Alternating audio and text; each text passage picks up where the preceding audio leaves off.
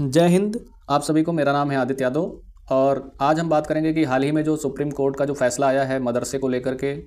उसी के बारे में हम बात करेंगे। आखिर इसमें क्या सारी चीज़ें सामने आई हैं और सुप्रीम कोर्ट ने क्या कहा है हाई कोर्ट को, तो इसी के बारे में हम इस वीडियो में चर्चा करने वाले हैं और जानेंगे कि आखिर ये मदरसा एक्ट होता क्या है।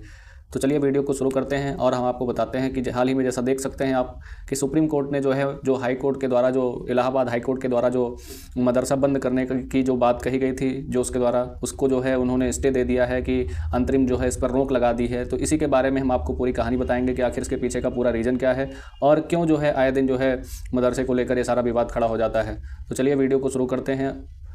तो जैसा कि हम आपको बता दें, सुप्रीम कोर्ट ने जो है शुक्रवार को रोक लगाते हुए जो इन्होंने जो है हाई कोर्ट ने जो इसके बारे में कहा कि जो है ये जो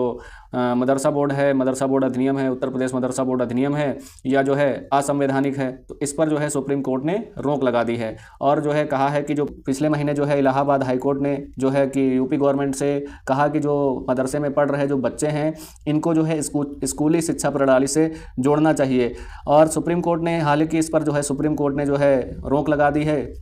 तो इसी के बारे में हम आपको बता देते हैं कि जैसा कि आप देख पा रहे हैं कि आखिर सबसे पहले आपके मन में सवाल आता होगा कि ये जो है मदरसा बोर्ड क्या होता है। तो इसके बारे में हम आपको बता देते हैं कि 2004 में जो है इसको बनाया गया था, अधिनियमित किया गया था कि उत्तर प्रदेश मदरसा बोर्ड अधिनियम का उद्देश्य है कि जो है कि मदरसा शिक्षा को सुव्यवस्थित तरीके से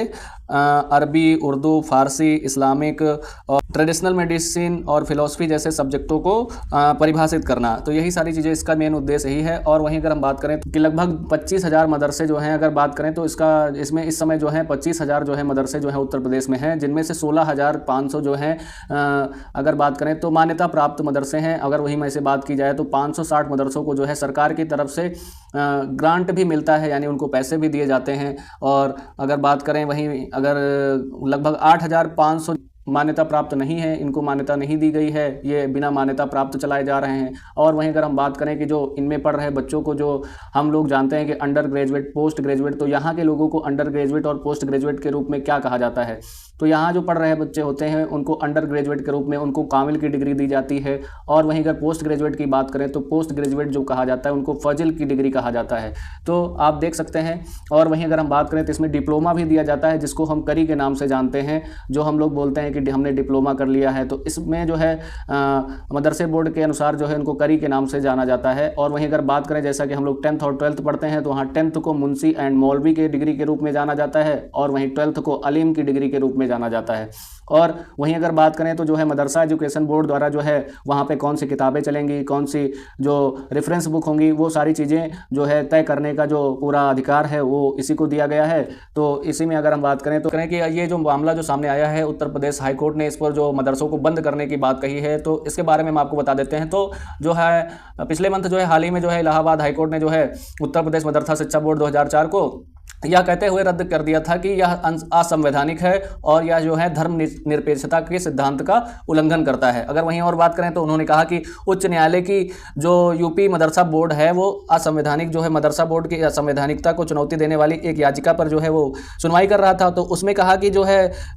इसमें जो है कि मैनेजमेंट जो किया जाता है इस मदरसों का, वो जो है अल्पसंख्यक जो है विभाग द्वारा किया जाता है, यानी अल्पसंख्यक कल्याण विभाग द्वारा किया जाता है। तो इस पर भी उन्होंने जो है आपत्ति जताई थी। और जो वकील के बारे में बता दें, जो वकील का कहना था, उनके जिन्होंने ये पिटीशन फाइल की थी, उनका कहना था कि जो है यह नियम जो है धर्मनिरपेक्षता के सिद्धांतों की जो है का उल्लंघन करता है, जो कि हमारे संविधान की मूल संरचना भी है। तो वही सारी चीज़ों को लेकर के जो पिटीशनर का मानना था कि ये जो है हमारे जो है पूरे मदरसों में पढ़ने वाले जो सभी बच्चे हैं और वो जो है गुणवत्तापूर्ण शिक्षा से दूर रहते हैं, उनको वहाँ पे विफल रखा जाता है। मदरसे जो हैं मौलिक अधिकारों का उल्लंघन करवाते हैं, जो बच्चे वहाँ पे पढ़ रहे होते हैं उनके मौलिक अधिकारों का उल्लंघन भी किया जाता है। जो कि अगर हम बात करें तो जो 14 साल तक के बच्चों को फ्री शिक्षा देने की बात कही जाती है। और उसमें कहा गया है कि 21A के तहत, जो आर्टिकल 21A के तहत 14 साल तक के बच्चों को शिक्षा का अधिकार देने की बात कही गई है, उसका उल्लंघन करते हैं। वहाँ पर जो उनको शिक्षा देनी चाहिए वो नहीं देते हैं, बल्कि जो है उन्हें रिलीजियस शिक्षा के बारे में बताया जाता है। तो वही सारी चीज़ों को लेकर के उन्होंने जो है पिटीशन ने ये सारी बातें कही थी कि सुप्रीम कोर्ट ने कहा कि जो उत्तर प्रदेश मदरसा बोर्ड एजुकेशन को जो है पर्पस जो है वो जो है